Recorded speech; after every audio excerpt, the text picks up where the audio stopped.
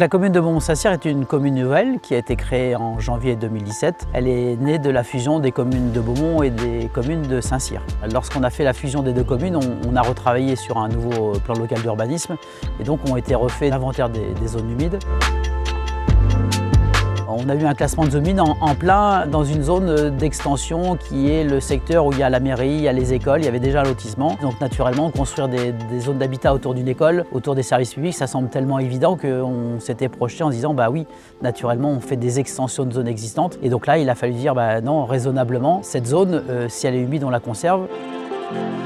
Si on avait maintenu le projet en l'état, au niveau budget, donc on aurait eu un problème parce qu'on aurait eu plus de charges parce qu'il faut faire plus d'études, il faut aménager la zone humide et surtout les habitants qui auraient acheté sur ces zones-là auraient dû faire plus de travaux pour consolider les fondations et s'adapter à une zone humide qui n'est pas propice à la construction. Il y a ce qui relève du réglementaire, il y a ce qui relève du bon sens. C'est-à-dire que la zone humide, une zone où il y avait historiquement des mares, une zone où il y a historiquement de l'eau, ça veut dire qu'accepter de construire dans ces zones-là, il va y avoir des modes constructifs compliqués et que de toute façon, les habitants vont se retrouver avec des problématiques de remontée d'eau. Donc au final, tout le monde est perdant sur le temps long. Il faut juste accepter comment est la zone.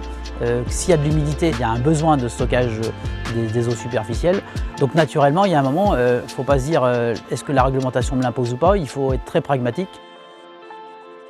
Moi, je pense qu'il est important de dire aux collègues élus, c'est que nos histoires récentes font que naturellement on voit qu'il y a un changement climatique. Nos codes changent, la réalité de l'environnement change. J'en avais tous des mares. On a tous fermé nos mares, on a tous bouché les mares, on a enlevé les haies et naturellement on est venu urbaniser des zones qui avaient des intérêts dans la continuité écologique. Donc moi ce que je dis aux collègues élus c'est ne faites pas contre la nature mais adaptez-vous aux contraintes. Prenez à tâche des anciens qui connaissent parfaitement le terrain et partout où vous voyez des résurgences d'eau et partout où il y avait des mares, considérez qu'elles ont un intérêt sur la préservation du cadre de vie et que si le cadre de vie est préservé, l'urbanisation est mieux acceptée.